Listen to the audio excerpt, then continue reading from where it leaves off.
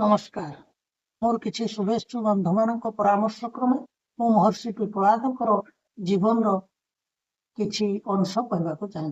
प्रश्न उपनिषदर स्रष्टा महर्षि पिपलाद उनको शिवंकर अंशावतार भावे ग्रहण करा। महर्षि पिपलाद होचंती महर्षि दधीची पुत्र। सेई दधीची जे तांको अस्थि को वज्र हवा पई दान कर देथिले। पिपलादकर जीवनी आमे जानिले आम आखिरे अश्रु निश्चित आसीजे। कारण पिता जेतेबेले निज अस्थि दान करि सारी इहलीला संवरण करि सारिछंती, तांको माता मध्य तांको अपरिपक्व अवस्था पेट चिरी जन्म दे माता सती हो जाइछंती एवं तांको छाड़ी जाइछंती एक पिपल वृक्षर मूले। से पिपल वृक्षर जो फल और रस जन्मित शिशुटी ग्रहण करी से क्रमश बड़ होइछि। सेथिपई नारद तांकर नाम रखिछंती पिपलाद।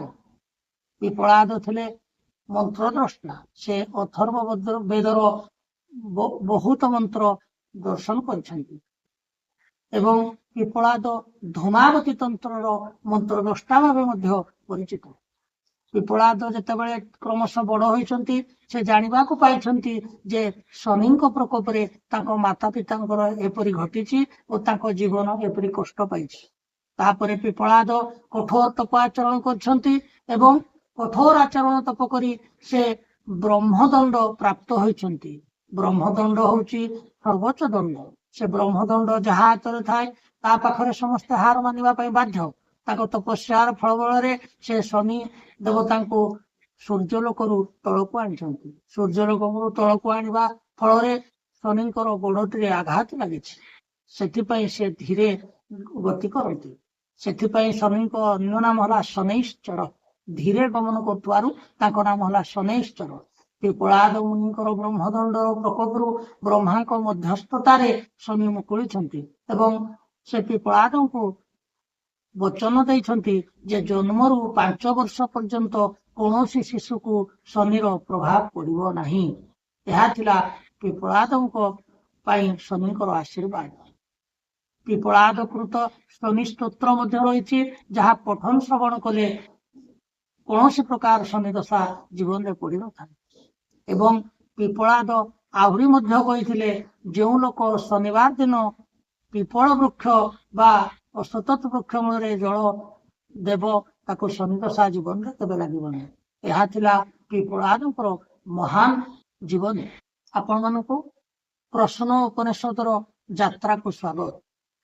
प्रश्न उपनिषद द्वितीय प्रश्न को जीवा पूर्व आम गीतार 4th अध्याय 34 नंबर श्लोक टिके समीक्षा करिए।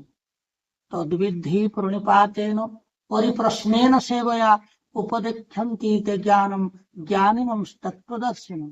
भगवान कहउछंती हे पार्थ तुम्हें आत्मज्ञान स्वरूप पुरुषंकर सेवा द्वारा तांको प्रश्न माध्यम रे आत्मज्ञान प्राप्त करि परिबो। ठीक यह ही होउची प्रश्न उपनिषद। जिज्ञासु ऋषिपुत्र से पिपलादଙ୍କ ठारू प्रश्न पचारि महान आत्मज्ञान प्राप्त करिछंती। प्रथम प्रश्न रई ओ प्राण विषय रे। एठी कहूची आम समस्तंकर अति प्रिय जगन्नाथ। प्रथम प्रश्न उत्तर आपण माने आश्चर्य हबे निहाती यह किपरि। आपण माने अनुध्यान करछंती कि जगन्नाथ स्वयं पूर्ण ब्रह्म, स्वयं अनंत, स्वयं से शून्य। मात्र तांको ज्वर हुए। ज्वर हवा परे ता से उठिकी निज माउसी घर को जाती, निज कर्म करती। ज्वर हुए, ज्वर भल हुए, जीवन भी से त्याग करती जोड़ा आषाढ़ पड़ी। यार अर्थ कौन? यार अर्थ होची जीवन रे शोक भी आसीबो, दुख भी आसीबो, सुख मध्य आसीबो, दुख आसीबो। सबु धारा प्रवाह। सुख पर दुख, दुख पर सुख। यह होची प्रथम प्रश्न उत्तर। आपण प्रथम वीडियो ते देखिले जानि परिबे। वर्तमान आम आसवा प्रथम प्रश्न ठारू द्वितीय प्रश्न आहुरी गंभीर। द्वितीय प्रश्न रे महर्षि पिपलाद को भार्गव प्रश्न करछंती हे भगवान आमे समस्त श्वास नौचु, सबु देखुचु, सबु शुणुचु एवं सबु अनुभव करुचु। এই ସବୁ କାର୍ଯ୍ୟ ପଛରେ ପ୍ରକୃତ ଶକ୍ତି କଣ? ଆଖି ଶ୍ରେଷ୍ଠ ନା ଇନ୍ଦ୍ରିୟ ଗଣ ଶ୍ରେଷ୍ଠ ନା ମନ ଶ୍ରେଷ୍ଠ ନା କିଛି ଅନ୍ୟ କିଛି ଦେବତା ଅଛନ୍ତି ଯେ ଶ୍ରେଷ୍ଠ? ଭାର୍ଗବଙ୍କ ପ୍ରଶ୍ନ, ଅଥ ହୈନମ୍ ଭାର୍ଗବ ବୈଦର୍ଭୀ ପ୍ରପଚ୍ଛ କତ୍ୟୈବ ଦେବାଃ ପ୍ରଜାଂ ବିଧାରୟନ୍ତେ କତର ଏତତ୍ ପ୍ରକାଶୟନ୍ତେ କହ ପୁନରେଷାଂ ବରିଷ୍ଠଃ।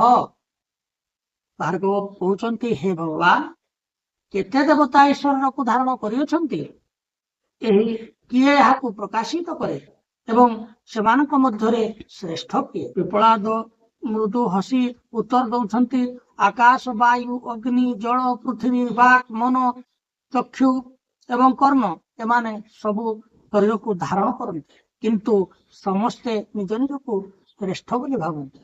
ଏକଦା ତାଙ୍କ ମଧ୍ୟରେ ଯୁକ୍ତି ହେଇଛି।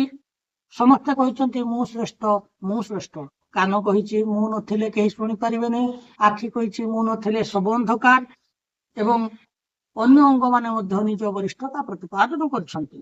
ମାତ୍ର ଏହି ସମୟରେ ପ୍ରାଣ ସେଥିରେ ଉପସ୍ଥିତ ଥିଲେ। ପ୍ରାଣ କହୁଛନ୍ତି, ମା ମୋହ ମା ପଦ୍ୟଥ ଅହମେବୈତତ୍ ପଞ୍ଚଧା ଆତ୍ମନଂ ପ୍ରବିଭଜ୍ୟ ଏତତ୍ ବାଣଂ ବଷ୍ଟଭ୍ୟ ବିଧାରୟାମି।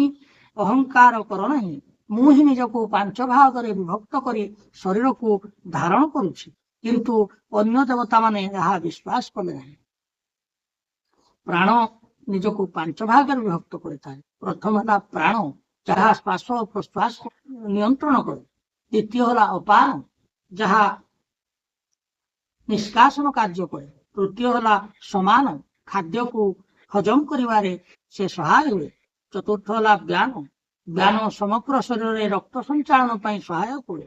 ଏବଂ ପଞ୍ଚମ ହେଲା ଉଦାନ, ଉଦାନ ମନୁଷ୍ୟର ଉର୍ଦ୍ଧ୍ୱଗତି ଓ ମୃତ୍ୟୁ ପରବର୍ତ୍ତୀ ଅବସ୍ଥାରେ ସହାୟକ ହୁଏ। କାରଣ ଯେତେବେଳେ ସମସ୍ତଙ୍କର ଗର୍ବ ଦମ୍ଭକ୍ତି ଶୁଣିଛନ୍ତି, ସେ ଏମାନଙ୍କୁ ଉଚିତ ଶିକ୍ଷା ଦେବା ପାଇଁ ମନେ କରିଛନ୍ତି। ସେ ଧୀରେ ଧୀରେ ଶରୀରକୁ ତ୍ୟାଗ କରିବା ଆରମ୍ଭ କରିଦେଇଛନ୍ତି। ପ୍ରାଣ ତ୍ୟାଗ କରିବା ମାତ୍ରେ ଶରୀର ନିଷ୍କ୍ରିୟ ହୋଇଯାଇଛି। ଆଖିର ଦୃଷ୍ଟି ଶକ୍ତି କମି ଯାଉଛି, କର୍ଣ୍ଣ ଶୁଣିବା ବନ୍ଦ କରିଦେଉଛି। ତାପରେ ସମସ୍ତେ ଏକଲୟରେ ପ୍ରାଣର ସ୍ତୁତି କରିଛନ୍ତି। ଏଷ ଅଗ୍ନିସ୍ତପତି, ଏଷ ସୂର୍ଯ୍ୟ, ଏଷ ପର୍ଜନ୍ୟ, ଏଷ ବାୟୁ, ଏଷ ପୃଥିବୀ। ହେ ପ୍ରାଣ, ତୁମେ ହିଁ ଅଗ୍ନି, ତୁମେ ହିଁ ବାୟୁ, ତୁମେ ହିଁ ପୃଥିବୀ, ତୁମେ ହିଁ ସମଗ୍ର ସଂସାରର ଆଧାର। ଏଠି ପିପଳାଦ କହୁଛନ୍ତି, ଯେପରି ମହୁମାଛି ରାଣୀ ଉଡ଼ିଗଲେ ସବୁ ମହୁମାଛି ତା ସଙ୍ଗେ ସଙ୍ଗେ ଉଡ଼ି ଯାଆନ୍ତି, ଠିକ ସେହିପରି ପ୍ରାଣ ଉଡ଼ିଗଲେ ପ୍ରାଣ ପଛେ ପଛେ ସବୁ ଶକ୍ତି ପଳାନ୍ତି। ଜୀବନ ନଥିବା ଶରୀରରେ ଦୃଷ୍ଟି ଶକ୍ତିର ମାନେ ନଥାଏ। ଚକ୍ଷୁ ତ ଥାଏ, ମାତ୍ର ଦୃଷ୍ଟି ଶକ୍ତି ନଥାଏ। କର୍ଣ୍ଣ ତ ଥାଏ, ମାତ୍ର ଶ୍ରବଣ ଶକ୍ତି ନଥାଏ। ତେଣୁକରି ପ୍ରାଣ ବିହୁନେ ଅନ୍ୟ କୌଣସି ଇନ୍ଦ୍ରିୟର କୌଣସି ଯଥାର୍ଥତା ନଥାଏ। ଆମେ এই କାହାଣୀରେ ବୁଝୁଛେ ଯେ ଆମେ ପ୍ରାୟତଃ ଆମ ଇନ୍ଦ୍ରିୟକୁ ଓ ମନକୁ ଆମର ଶକ୍ତି ବୋଲି ଭାବୁ। ଆମେ ପ୍ରାୟତଃ ଭାବୁ ଇନ୍ଦ୍ରିୟ ଓ ମନ ହେଉଛି ଶ୍ରେଷ୍ଠ। ମାତ୍ର ଏହି ପ୍ରଶ୍ନର ଉତ୍ତର ଆମକୁ ଶିକ୍ଷା ଦିଏ, ଏମାନଙ୍କ ଠାରୁ ଉର୍ଦ୍ଧ୍ୱରେ ଅଛି ମଧ୍ୟ ପ୍ରାଣ। ଇନ୍ଦ୍ରିୟ ମାନେ କେବଳ ଯନ୍ତ୍ର, ପ୍ରାଣ ହେଉଛି ସେ ଯନ୍ତ୍ରର ଶକ୍ତି। ମୃତ ଶରୀରରେ ଆଖି ଥାଏ, କିନ୍ତୁ ସେ ଦେଖିପାରେ ନାହିଁ। ତେଣୁକରି ପ୍ରାଣ ହେଉଛି ଯନ୍ତ୍ରର ଶକ୍ତି। ତେଣୁ ଆମ ପାଇଁ ପ୍ରଥମ ଶିକ୍ଷା ହେଲା ଅହଙ୍କାର କେବେ ଆମେ କରିବା ଅନୁଚିତ। ଦ୍ୱିତୀୟ ଶିକ୍ଷା ହେଲା ପ୍ରତ୍ୟେକ ଶ୍ୱାସ ଈଶ୍ୱରଙ୍କ ଅନୁଗ୍ରହ। ତୃତୀୟ ଶିକ୍ଷା ହେଲା ପ୍ରାଣାୟାମ, ଜପ ଓ ଧ୍ୟାନ ଦ୍ୱାରା ପ୍ରାଣ ଶକ୍ତି ପବିତ୍ର ହୁଏ। ତେଣୁ ଆମେ ଜାଣୁଛୁ ଯେ ପ୍ରାଣ ହିଁ ଜୀବନର ମୂଳ ଆଧାର, ଇନ୍ଦ୍ରିୟ ମାନଙ୍କର ଶକ୍ତି ଓ ଚେତନାର ଉତ୍ସ। ପରବର୍ତ୍ତୀ ଭାଗରେ ଆମେ ଜାଣିବା ପ୍ରାଣ କେଉଁଠାରୁ ଜନ୍ମ ନିଏ, ଶରୀରରେ କିପରି ପ୍ରବେଶ କରେ ଏବଂ ମୃତ୍ୟୁ ସମୟରେ କେଉଁଠାକୁ ଯାଏ। ଯଦି ଆଜିକାର ଭିଡ଼ିଓଟି ଭଲ ଲାଗେ ତେବେ ଲାଇକ୍, କମେଣ୍ଟ ଓ ଚ୍ୟାନେଲଟିକୁ ସବସ୍କ୍ରାଇବ କରିବେ।